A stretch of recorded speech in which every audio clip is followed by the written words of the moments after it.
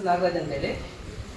Actually ನಾವು ಈ ಕೆಲಸ ಯಾಕೆ ಮಾಡ್ತಾ ಇದ್ದೀವಿ ಅಂದ್ರೆ ಸಮಾಜದಲ್ಲಿ ಅಂಗವಿಕಲರು ಕೂಡ ಸರಿಸಮಾನವಾಗಿ ಬದುಕಬೇಕು ಅನ್ನೋದು ಗೊತ್ತಿದೆ. ಗ್ರಾಮ ಮತ್ತು ನಮ್ಮ ತಾಯಿಯವರ ತವರು ಈ ರೀತಿ ಇರುವಾಗ ನಾವು ನಮ್ಮ ಸಹೋದರಿ ಅವರು ಕಣ್ಣಿದ್ದವರಿದ್ದವರು ಆ ಕಣ್ಣಿದ್ದಂಥ ಆ ಸಹೋದರಿಗೆ ಒಬ್ಬ ವರ ಬೇಕಂತೇಳಿ ನಾವು ಹುಡುಕ್ತಾ ಇದ್ವಿ. ಹುಡುಕ್ತಿರೋ ಸಮಯದಲ್ಲಿ ರಾಯಚೂರಲ್ಲಿ ಒಬ್ಬ ವರ ಅವರಿಗಾಗಿ ಸಿದ್ಧವಾಗಿ ಇದ್ದರು. ಅದಕ್ಕಾಗಿ ಈ ಒಂದು ವಿಶೇಷ ಒಂದು ಆಹ್ವಾನ ಏನಂದರೆ ಇವ್ರಿಗೆ ಮದುವೆ ನಡೀತಾ ಇದ್ದೀವಿ. ಈ ಮದುವೆಯನ್ನು ದೇವರು ಆಶೀರ್ವಾದ ಮಾಡಿ ವಿಶೇಷ ಏನಂದರೆ ಇವರಿಬ್ಬರು ಕಣ್ಣಿದ್ದವರಾಗಿರೋದ್ರಿಂದ ಮಹಿಮುಂಟಾಗಲಿ. ಇದೀನ ವಿಶೇಷವಾದಂಥ ಒಂದು ಮದುವೆ. ಸಹೋದರ ಮತ್ತು ಸಹೋದರಿ ಇಬ್ಬರು ಸಹ ಕಣ್ಣಿಗೆ ಕಾಣದಂಥವರು. ಕಣ್ಣಿಗೆ ಕಾಣಿಸಿಲ್ಲ ಅಂದರೂ ಸಹ ಅವ್ರಿಗೂ ಒಂದು ಸಮಾಜದಲ್ಲಿ ಹೆಂಗೆ ಬದುಕಬೇಕು, ಜೀವನ ಆಸೆ ಅನ್ನೋದು ಇರ್ತದೆ. ಅದನ್ನ ಕೇರ್ ಮಾಡೋದು ತುಂಬ ಕಡಿಮೆ, ನೆಗ್ಲೆಕ್ಟ್ ಮಾಡ್ತಾ ಇರ್ತಾರೆ. ಸಮಾಜದಲ್ಲಿ ಇರೋರಿಗೆ ನೋಡ್ತಾರೆ. ಆ್ಯಕ್ಚುಲಿ ಇಂಥವ್ರಿಗೆ ಸಹಾಯ ಮಾಡಬೇಕು ಸಮಾಜ. ಅವ್ರ ಹಿಂದ್ಗಡೆ ನಿಂತ್ಕೋಬೇಕು. ನೀವು ಸೋತೋಗ್ಬೇಡ್ರಿ, ನಾವೆಲ್ಲ ಇದ್ದೀವಿ, ಕಣ್ಣೇ ದೊಡ್ಡ ವಿಷಯ ಅಲ್ಲ, ನಿಮ್ಮ ಕಣ್ಣಿಗೆ ನಾವು ಕಣ್ಣಾಗಿರ್ತೀವಿ ಅಂತ ಸಹಾಯ ಮಾಡಿ ಮುಂದೆ ನಡೀಬೇಕು. ಇವತ್ತು ಆ ಮದುವೆ ಮಾಡೋಕ್ಕೆ ನಾವೆಲ್ಲ ಬಂದಿದ್ದೀವಿ. ತುಂಬ ಸಂತೋಷ ವಿಷಯ.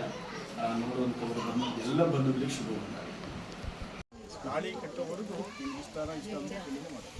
ಮದುವೆನ ಯಾವುದು ಬಲವಂತವಾಗಿ ಮಾಡೋದು. ಮದುವೆ ಆಗಲಿ ಊಟ ಆಗಲಿ ಬಲವಂತವಾಗಿ ಮಾಡಬಾರ್ದು. ದೊಡ್ಡಕಲ್ಲಹಳ್ಳಿ ಗ್ರಾಮದಲ್ಲಿ ಅಂಗವಿಕಲರ ವಿಶೇಷ ಮದುವೆ. ಚಿತ್ರದುರ್ಗದ ರಂಗ, ದೊಡ್ಡಕಲ್ಲಹಳ್ಳಿಯ ನಾರಾಯಣಮ್ಮ ಎಂಬ ಇಬ್ಬರು ಅಂಗವಿಕಲರು ಸಮಾಜದಲ್ಲಿ ನಮಗೂ ಬದುಕುವ ಹಕ್ಕು ಇದೆ, ಸಮಾಜ ನಮ್ಮನ್ನು ಕಡೆಗಣಿಸಬೇಡಿ. ಇವರು ಕ್ರಿಶ್ಚಿಯನ್ ಧರ್ಮಕ್ಕೆ ಮತಾಂತರ ಹೊಂದಿದ್ದು ಹಿಂದೂ ಸಂಪ್ರದಾಯದಂತೆ ಮದುವೆ ನೆರವೇರಿತು. ಹೌದು, ಈಗಿನ ಸಮಾಜದಲ್ಲಿ ಮದುವೆ ವಿಚಾರಕ್ಕೆ ಬಂದರೆ ಲಕ್ಷಾಂತರ ಕೋಟ್ಯಾಂತರ ರು ಖರ್ಚು ಮಾಡಿ ಐಷಾರಾಮಿ ಜೀವನ ನಡೆಸುವ ಕಾಲಘಟ್ಟದಲ್ಲಿ ಕಣ್ಣು ಕಾಣದ ಇಬ್ಬರು ಅಂಗವಿಕಲ ಜೀವಗಳು ದೊಡ್ಡಕಲ್ಲಹಳ್ಳಿ ಗ್ರಾಮದ ವಧು ನಾರಾಯಣಮ್ಮರಿಗೆ, ವಿಶೇಷವಾಗಿ ಇವರು ಕ್ರಿಶ್ಚಿಯನ್ ಧರ್ಮಕ್ಕೆ ಮತಾಂತರ ಹೊಂದಿದ್ದು, ವಧುವಿನ ತಂದೆ ಪೂಲಪ್ಪ, ತಾಯಿ ಮಲ್ಲಮ್ಮರವರು ನಿಧನ ಹೊಂದಿದ್ದು, ಮಾಸ್ತಿ ಗ್ರಾಮದ ಏಡಿ ಕಾಲೋನಿಯ ಮೂಲದವರು. ಚಿಕ್ಕ ವಯಸ್ಸಿನಲ್ಲಿಯೇ ತಂದೆ ತಾಯಿ ಕಳೆದುಕೊಂಡ ಅಂಗವಿಕಲೆ ನಾರಾಯಣಮ್ಮ. ಇವರ ಲಾಲನೆ ಪಾಲನೆ ಮಾಡಿ ದತ್ತು ಮಗಳಂತೆ ಸಾಕಿ ದೊಡ್ಡಕಲ್ಲಹಳ್ಳಿ ಗ್ರಾಮದ ಹೊಂಬಾಳಪ್ಪ ಹಾಗೂ ಲಕ್ಷ್ಮಮ್ಮರವರು ಪೋಷಣೆ ಮಾಡಿರುತ್ತಾರೆ. ದಿನಾಂಕ 6/9/2025 ರಂಗ ಹಾಗೂ ನಾರಾಯಣಮ್ಮ ವಿವಾಹ.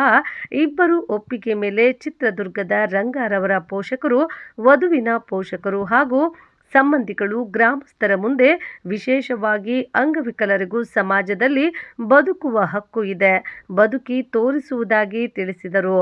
ಇಬ್ಬರ ಒಪ್ಪಿಗೆ ಮೇರೆಗೆ ಸಾಕು ತಂದೆ ತಾಯಿ ಹೊಂಬಾಳಪ್ಪ ಹಾಗೂ ಲಕ್ಷ್ಮಮ್ಮರವರ ಮನೆಯ ಮುಂದೆ ಸರಳವಾಗಿ ಹಿಂದೂ ಸಂಪ್ರದಾಯದಂತೆ ಮದುವೆ ನೆರವೇರಿತು. ಈ ಸಮಯದಲ್ಲಿ ವಧುವರರ ಸಂಬಂಧಿಕರು, ಸಾರ್ವಜನಿಕರು, ದೊಡ್ಡಕಲ್ಲಹಳ್ಳಿ ಗ್ರಾಮಸ್ಥರು, ಚರ್ಚ್ನ ಪಾಸ್ಟರ್ ಸತೀಶ್ ಹಾಗೂ ಇನ್ನೂ ನೂರಾರು ಜನ ಹಾಜರಿದ್ದರು.